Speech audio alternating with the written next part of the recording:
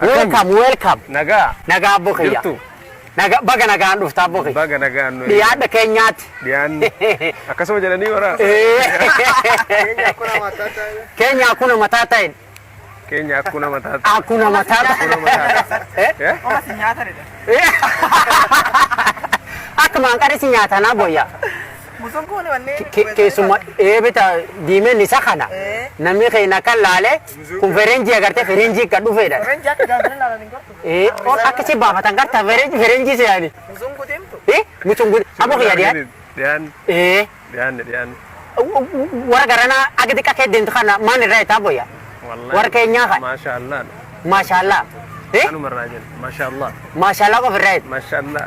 Baga nagaan dhuftaa bokiyya. Baga nagaan. Welcome. Aboyya.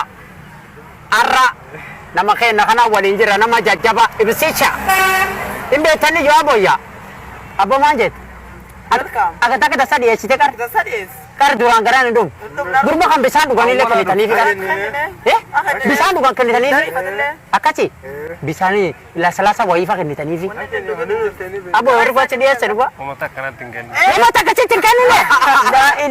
Waan isaan taatani. Amma ijoomatti hin kennini makiina suni deebi'a. Makiina deebi'a. Anu as duunne waan wayii dhunnaayye abbo.